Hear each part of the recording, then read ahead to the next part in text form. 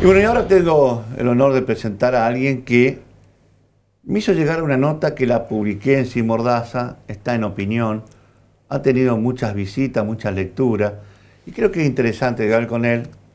Es Marcelo, el ingeniero Marcelo Schwartzstein, a quien le voy a dar las buenas noches. ¿Cómo te va? ¿Cómo Hola, andás? buenas noches. Nos conocemos porque vos estás viviendo en Reconquista, yo soy de Reconquista. Buena gente. Bueno, y usted tiene un emprendimiento, digamos, un supermercado en Reconquista muy conocido. Así es. Y nos hemos visto siempre, pero las veces que nos topamos por la política. Ajá. Y usted tuvo la suerte, o por ahí no sé si la suerte, de ser funcionario en la época de Alfonsín. Sí, de muy joven. De muy joven. Muy joven. Me tocó una responsabilidad ofrecida por el propio Alfonsín como director general de provincia en el Ministerio del Interior, en una etapa complicada y fundacional en la Argentina. Así es. ¿Qué edad tenía cuando estabas ahí? 30 chirolas. Claro. Sí.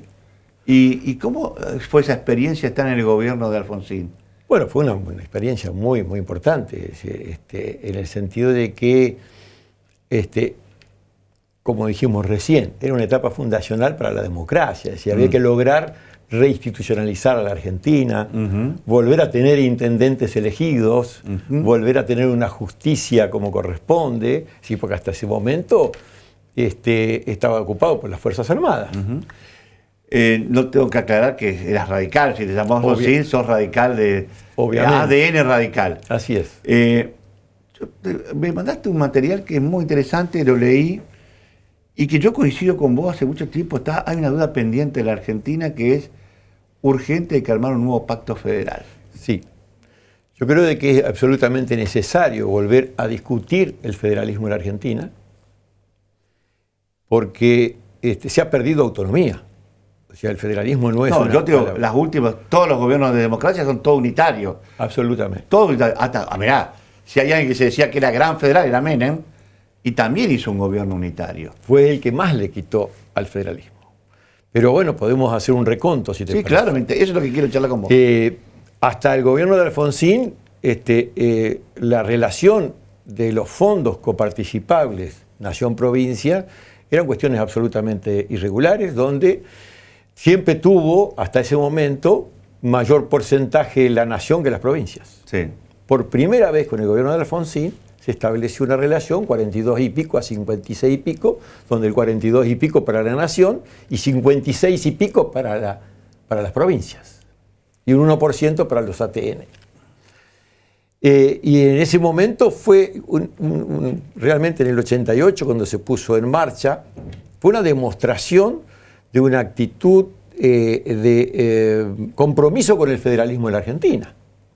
Porque además de haber una coparticipación general, hubo una coparticipación secundaria, la primaria y la secundaria. Es decir, la primaria es la que se parte entre la nación y las provincias, y la secundaria es la que corresponde a la FETA cada una de las provincias.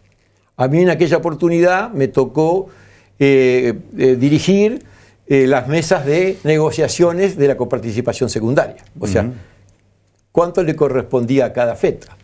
En aquel momento no existía, por ejemplo, la capital federal era era parte del gobierno. Por supuesto. Del gobierno y Tierra nacional. del Fuego. Todavía no eran provincias. Exactamente.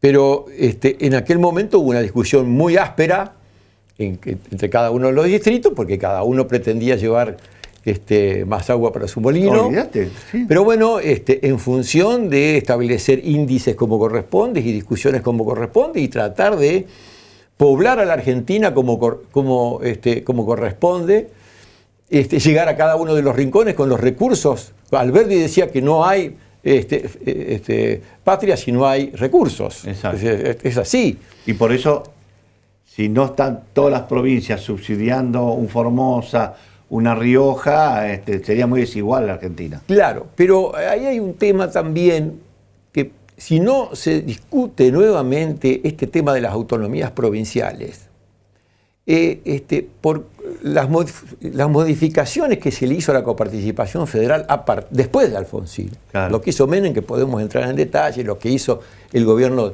de los... No quiero entrar después en detalle, porque aparte, no? hoy por hoy la tajada grande se la lleva el Estado Nacional. Claro, claro. Ha sido también responsabilidad de crear feudos. Sí. O sea, de no procurar las autonomías provinciales. Entonces un señor feudal le alcanza con pagar los sueldos y algunas otras cosas que le ayudan desde una política acomodaticia del gobierno central para mantener esos feudos. No sé si está claro. Sí, está clarísimo, está clarísimo. Y hay muchos ejemplos. Así que... Hay muchos ejemplos. Tan es así que cuando se logró en aquel momento la ley de coparticipación, a pesar de todo, hubo quejas por parte de los gobernadores en aquel momento contra Alfonsín. Recuerdo que venían caminando por la Plaza de Mayo haciéndole los gobernadores una manifestación al gobierno nacional. Donde reclamaban que no se le enviaba la coparticipación. Entonces se tomó la decisión, esto es de anécdota, se tomó la decisión de publicar cuánto se le giraba diariamente, porque es el goteo de los impuestos, como el número de la quiniela. Claro. O sea, en aquel momento se comenzó a publicar las transferencias diarias que se le hacía a cada una de las provincias, de tal manera de que no solamente los gobernadores supieran, sino que también el ciudadano supiera qué plata iba a su provincia. Eso fue un hecho interesante, anecdotario. Ahora te hago una consulta. ¿Por qué siempre Buenos Aires estuvo quejosa y con razón en materia de la distribución? Bueno, no sé si con razón, porque también por la necesidad de un nuevo pacto federal, esto también se justifica un nuevo pacto federal, tenemos un país macrocefálico donde gran parte de la población vive en una mínima superficie de la Argentina. Exacto. Y eso es consecuencia también de una mala distribución. ¿Por qué? Porque el concepto que más se hace donde más hay, claro, no permite el desarrollo en otras regiones del país. Tal cual. O sea, no permite el concepto de inducción. O sea, si uno no hace infraestructura en determinados lugares para que se radiquen determinadas industrias, o para que haya agua, o para que haya energía eléctrica, o lo que fuere, y nunca va a haber... Bueno, acá yo siempre lo pongo como ejemplo lo que pasa en Santa Fe. Si no tenemos camino, no tenemos conectividad, qué sé yo, en Gato Colorado, nunca va a crecer Gato Colorado. Bueno. Porque la gente o va a Reconquista, que tampoco la conectividad es tan grande, tan buena, pero si no, tiene que venir a Santa Fe y Rosario. Así es. Entonces, siempre dejamos porque no hay inversiones reales de infraestructura, porque hoy el mundo, con la conectividad, puede laburar en cualquier lado. Es decir, teniendo internet y camino, te podés poner a producir donde sea. Al contrario, con ventaja, porque capaz el costo de vida es más barato, entonces los sueldos pueden ser más ajustados. No es lo mismo que en Buenos Aires, que todo te cuesta más caro. Es decir, me parece que ese desequilibrio nunca lo abordamos seriamente. Así es. O sea, una cosa es enviar los recursos por demanda, que es lo que está pasando con esta cuestión más macrocefálica, y otra es por una cuestión vinculada a la planificación para que haya inducción hacia el desarrollo. Exacto. Y no es difícil hacer esto en la medida de que haya voluntad política. Seguro. Y un concepto de federalismo como corresponde. Tal cual. Para eso creo que, por eso mi insistencia es de que para romper con el atraso nosotros tenemos que volver a rediscutir la Argentina en otros términos. Pero bueno, quizás sea demasiado teórico, pero es necesario. Yo creo que hay que terminar con esta historia. Yo creo que es injusto, porque hay provincias realmente que aportan mucho, que realmente no están recibiendo en forma proporcional. Y lo vemos con el tema del boleto, como los subsidios para el boleto, los precios. ¿Por qué Buenos Aires es más barato que acá? Bueno, explícamelo. Pero hay una cuestión. Es ridículo que el gobierno nacional tenga que definir cuánto es el pasaje de colectivo en una determinada ciudad del interior. Es ridículo. Sí, es decir, coincido. Para algo son elegidos los intendentes, los gobernadores, que tienen que tener su autonomía para saber qué subsidiar, porque saben desde la cercanía qué necesidad tiene su pueblo. Bueno, yo, lo hablaba con el propio Corral hace un rato, sí. Y hablábamos, decíamos, ¿cómo puede ser que Santa Fe, en materia de combustible, que paga la nafta, hay un fondo fiduciario para sostener el tema del subsidio, transfiere 7.000 y pico de millones a la nación, y le venían 1.500 millones y ahora nada? Es decir, basta, ¿hasta cuándo vamos a seguir? Claro, porque esto, yo lo que veo que si no se logra un pacto federal en serio y que sea equitativo y ecuánime, donde el federalismo realmente se note y sea serio, corremos el riesgo que algunas veces, algún día venga un liderazgo de las provincias del centro, que son las más poderosas, y decir, bueno, acá hay que hacer otra república, porque yo no voy a seguir bancando a la cabeza con Buenos Aires los caprichos de quedarse con mi plata, porque uno tolera hasta que dice, bro, basta. Acá somos los productores, generamos la riqueza y la manejan otros. Por eso yo creo, siendo santafesino, de que Santa Fe debe ser la locomotora de este proceso de búsqueda de un nuevo pacto federal. Porque además es tradición, digamos. Claro, Santa Fe ha sido tradición. Ha tenido la primera constitución, todas las constituyentes de Santa Fe. No, y bueno, tuvimos a López, que fue el gran defensor de federal. Así es. O sea que yo creo de que se van a ir dando las condiciones para esto, independientemente de lo que piense el gobierno de turno, porque hay que hacer cosas que queden por los tiempos.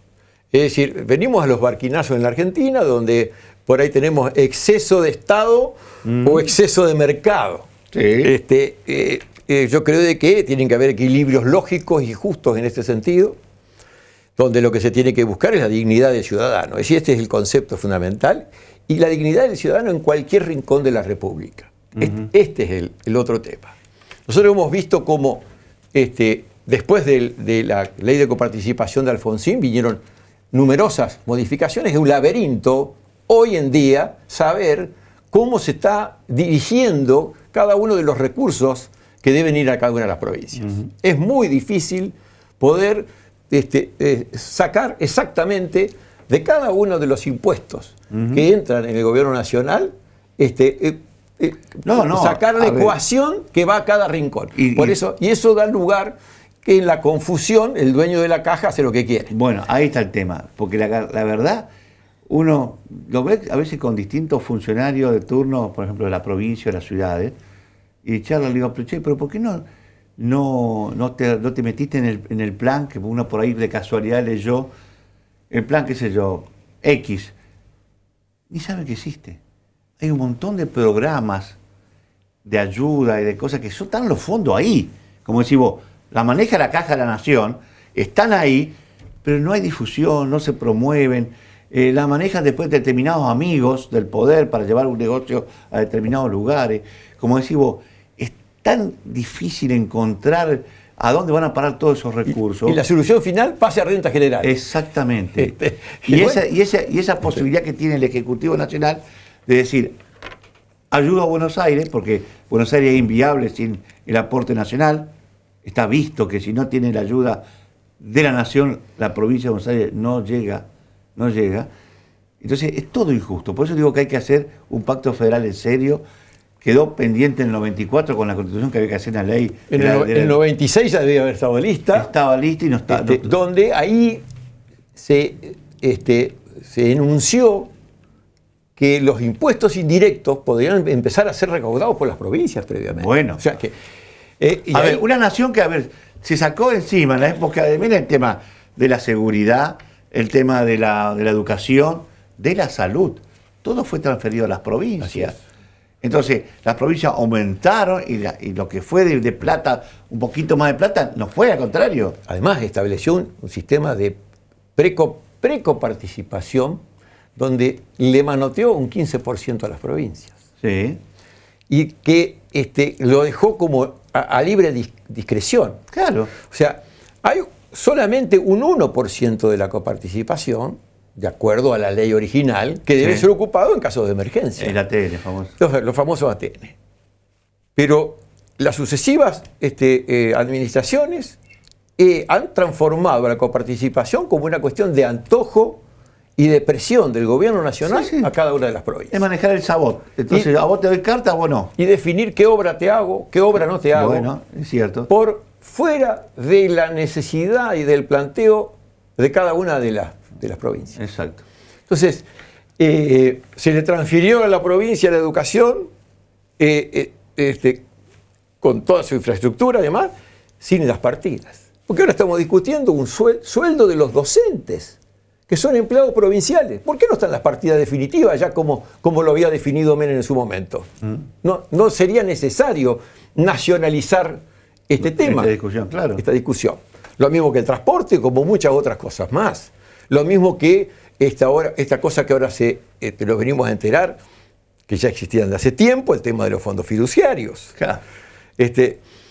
Por eso podemos entrar en detalle en cada uno de cómo se coparticipa cada impuesto, cómo se dirige a cada una de las cosas, pero lo importante, lo esencial, que creo que tiene que quedar en el oyente, en el televidente, es la necesidad que vayamos teniendo autonomía en cada una de las provincias. Efectivamente. Y discutir ese tema. Y que nuestros representantes políticos, yo soy empresario, no estoy en ninguna actividad pública.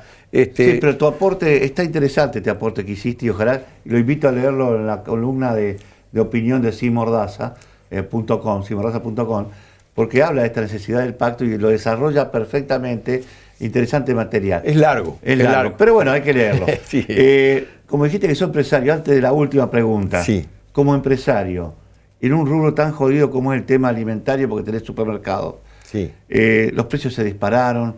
Yo no coincido con esto de que el aumento fue del 25 y del 20, los productos se fueron mucho más arriba. ¿Qué panorama ves de aquí hacia adelante vos con el tema? Yo creo que en principio hubo un abuso por parte de la industria. Un abuso tremendo. El hecho de liberar, ya, claro, cualquier cosa. Yo he visto, lo hago hincapié porque me pasa, no sé si lo conté acá en el programa. Yo tenía siempre al lado de la puerta de mi casa una especie de despensita chiquita con fideos, voy a decir la marca, Canales, y algunos tomates para que la gente venía, le daba un fideo, un tomate para que ayudarlo. Yo cuando en septiembre lo compraba a 105, 115 en un lugar con promoción y compraba cantidad para tener ahí. Y el tomate, 85, 100 pesos. En diciembre, porque estuve alejado, volví de vuelta a comprar para abastecer 1.107 el mismo fideo que pagaba 100. Y 600 el tomate que pagaba 100. Es decir, ¿qué pasó para que subiera casi un 1000% en 3 meses?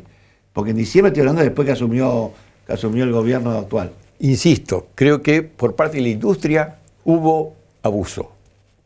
Que se cartelizaron y que aprovecharon la coyuntura. Dijeron, esta es la nuestra. Es la nuestra. Entonces pasamos, como decíamos hoy, de un Estado absolutamente presente a un Estado ausente, donde yo creo de que el Estado tendría que haber, aunque más no fuera, establecer un diálogo. Es decir, no precios cuidados, ni precios, decir, simplemente, muchachos, vamos a ponernos de acuerdo. El diálogo es fundamental en un país. Exactamente, es así. Así es. Bueno, te agradezco mucho esta visita. Muchas gracias. Ojalá se repita, porque la verdad que tu aporte fue interesante. Sobre todo nos ayuda a pensar. Porque hay que pensar en una Argentina convulsionada, porque estamos en el medio de un gobierno nuevo que no, como decimos, le falta diálogo, no se está dialogando, se dejó que todo el mundo haga lo que quiera, y en la ley de la selva todo vale, y entonces vienen los abusos, y lo que más se perjudica con la gente, lo que tiene menos espalda, como decimos nosotros. Así es. Ingeniero, muchísimas gracias. Muchas gracias. Muy amable. A ustedes, en 7 días nos volvemos a encontrar aquí, por esta misma señal y en este mismo horario.